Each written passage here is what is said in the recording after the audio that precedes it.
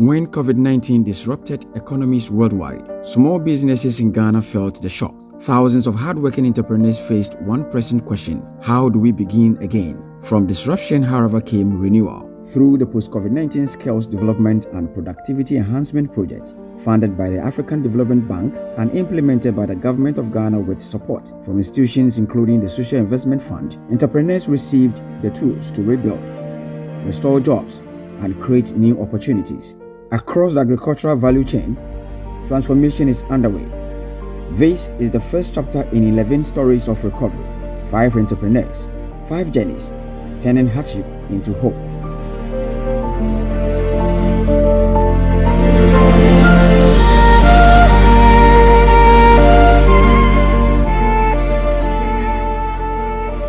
In Dansuma, Greater Accra region, Benin's Ayako Foster transforms local crops into premium flour products, reaching homes and markets beyond Ghana.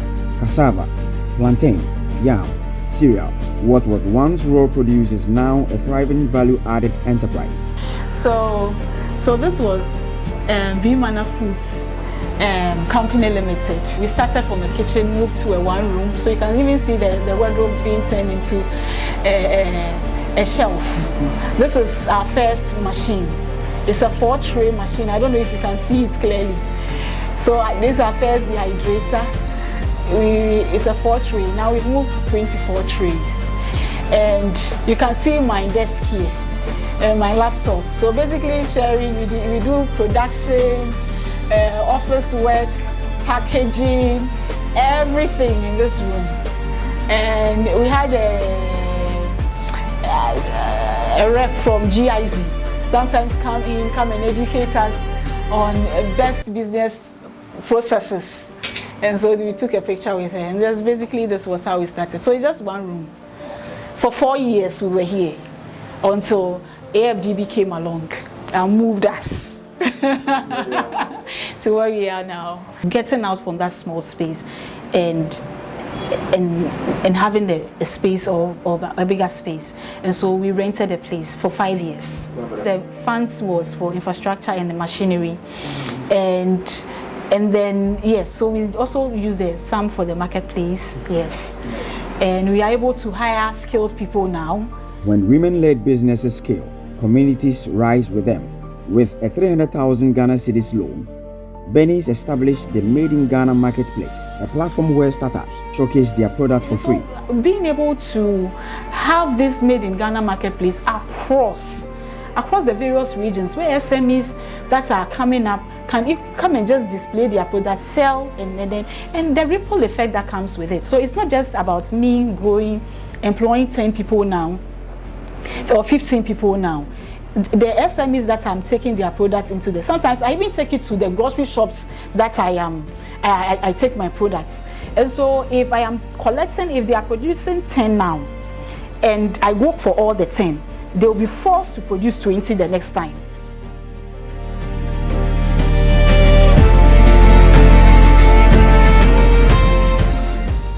In Kaswa, Sarah Edu is adding value to one of Ghana's staple foods, rice, through packaging. With renewed confidence and targeted support, the business is growing and creating opportunities for others. I realized that people got to know about the rice. When you are buying, you pay upfront. But when it comes to sales, let's say if you take your products to the shop, they don't do cash and carry. They want to keep the products there, and when they sell, they pay you. So you need capital for that. You need money to be able to source the rice as you are buying, and then you'll be able to maybe give some credit period to other people, and you need capital. Otherwise you realize that all your money is there and then you don't have time to run. So that was when I realized that I needed it, because people have gotten to know. I wanted the rice to be in certain places. There's a Cape Coast, in Accra here, so have various points where people around can get. And so that was when I realized that I needed support to be able to do some of these things. For Sarah, the 100,000 Ghana cedi support became structure. Structure led to growth, and growth created jobs.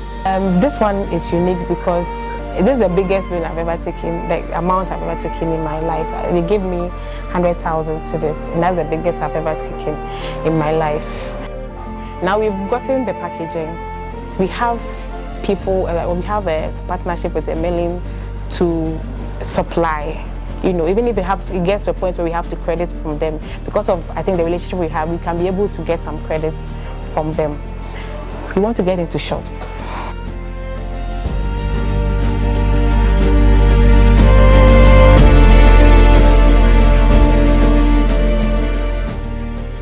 In Adan West District, Dennis Agbi built resilience through diversification, crop farming and salt production.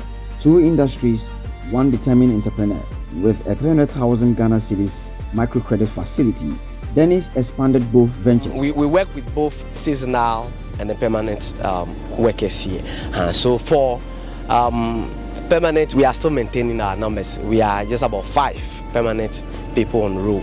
And then for seasonal, for 7 acre, we were just doing barely 15 people, but we moved from, I just mentioned 43. So we moved from that number to 43, from 15 to 43 upon receiving the funds, because dry season farming is quite difficult. So you need more hands. And thankfully, when we had the opportunity, we had to bring more people on board, and we were able to give them what is due them at the end of the day. This is more than business expansion. It is local economic resilience, transforming lives across his communities. Upon receiving facility from the Social Investment Fund, we had opportunity of going to a lease for some land that would want to use to expand our farming business. So we were able to acquire a 6-acre land where we started an irrigation project. So we also constructed a mini dam to start with, and so far so good. Right now, as we are here, we are even irrigating towards our tomatoes production, and it's right now underway. We also help smallholder farmers to get some level of farm input, and at the end of the day, when they bring returns, we buy from them. So they are like our suppliers and also our partners as we work along. So at Young Wealth Investment in general, we do salt production. Over there, when there is dry season, we harvest a lot from that side. And then when the wet season comes, that's where we come into the farming side. So at the farming side, that's where we actually do our normal seasonal farming, because we were handicapped with the irrigation system and then the dam as well. And thankfully, while we secured the funding, we had to start something small. Of course, it's small, but we know with time we'll be able to expand.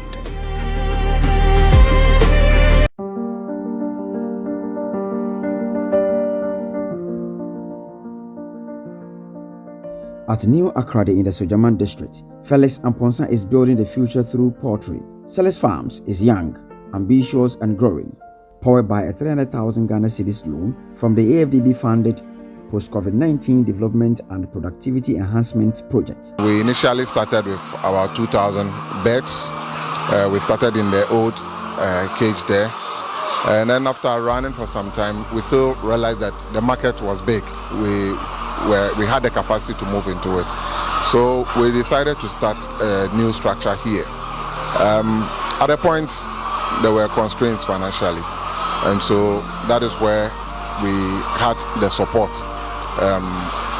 to come in to help us complete this structure and then get on additional beds. Now we have a little above 8,000 beds. We have close to about 10 workers, 10 permanent workers, and then we have about 5 temporary workers also who work with us. Among this team, there are 5 ladies and then 10 guys who are working with us. Currently, we have started a piggery. Started just about 2 months ago, and it's doing very well. And there are other areas that we want to move to. Poultry production strengthens local food security. Felix shares how the project has impacted his farm, his workers, and his community. When we were here, somewhere about, I think 2 years ago, December, there was so much heat. In fact, even on Christmas Day, I couldn't go to church. I had to be here. We have to be putting ice block in their water, and I had a lot of mortalities around that time. and that is when we had the lessons.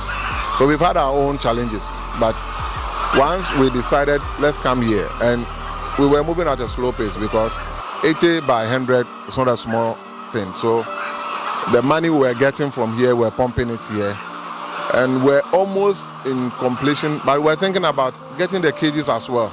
So the moment the money came, it helped us to fast track. So I think it came July. By August, we were done. Then we went in for the beds. But currently, we are using here for our feed storage area, and then with time, like I mentioned, the area here we want to do our feed mill, and then have control over our recipe, so that we'll be able to get the benefits out of it also. At least it will also create more jobs for the community.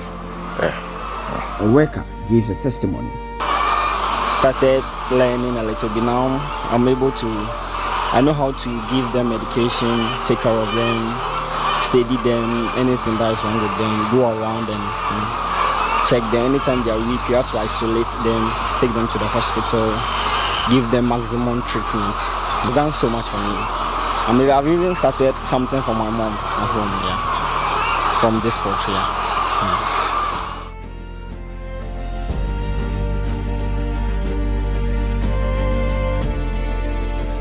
In Abuaji Krom in the eastern region, transformation continues. Ajay Lai Salop grows cassava and processes it into dough, linking the farming directly to market demand.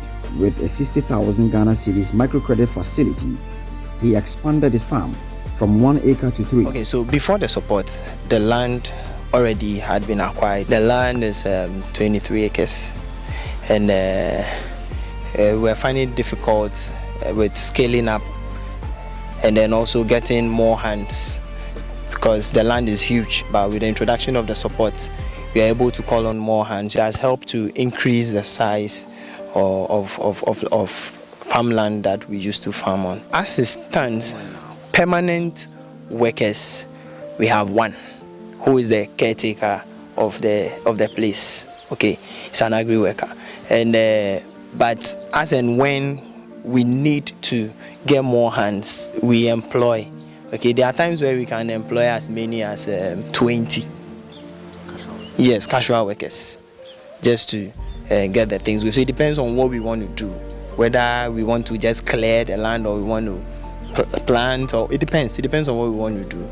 Yes, so at first we weren't doing that number, we're doing less, like say 5 in addition to us, or maybe 4, depending. But now we can go as high as 20, and I believe more, depending on what we want to do. Eugene, the farm's caretaker, shares his excitement about moving from construction into farming with resilience, determination and focus. Kanda Midima. Most of people call me Eugene. They know me as electrician. I'm an electrical engineer. So, most of the time construction does not give much. So I decided to enter farming. But I can say since I've started, I can see things going well for me, because the construction, it can come once in the year. If you don't get some money, if you never finish spending it, you won't get another one. But the farming, when you program it well and you follow the seasons, at the end of the day, you get whatever you want. So as for me, it's good. And I encourage every young boy to enter. Because it's helping. With resilience, determination and focus, the beneficiaries of the AFDB microcredit facility are shaping the future of their businesses with renewed hope and ambition.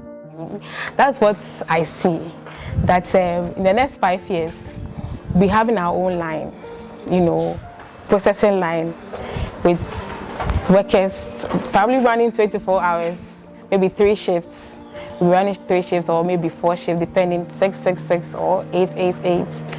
And then having more workers, having trucks coming from there. We are looking at setting up somewhere around Bono East area, because we'll be in the middle belt, sorting from north, south. That's the dream. We're looking at exports.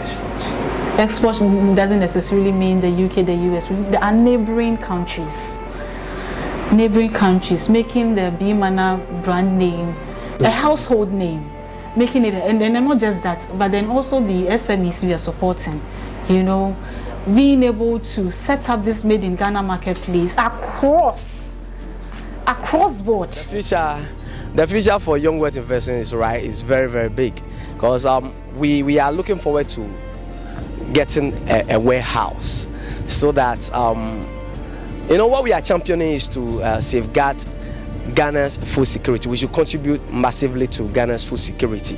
So we are looking forward that in the next 5 years, if not less, we should be able to get a very big warehouse that can accommodate a lot of our produce, so that we wouldn't encounter more of the post-harvest losses, but we'll also be able to, of course, we do some finishing, and we add value. For our pepper, we add value.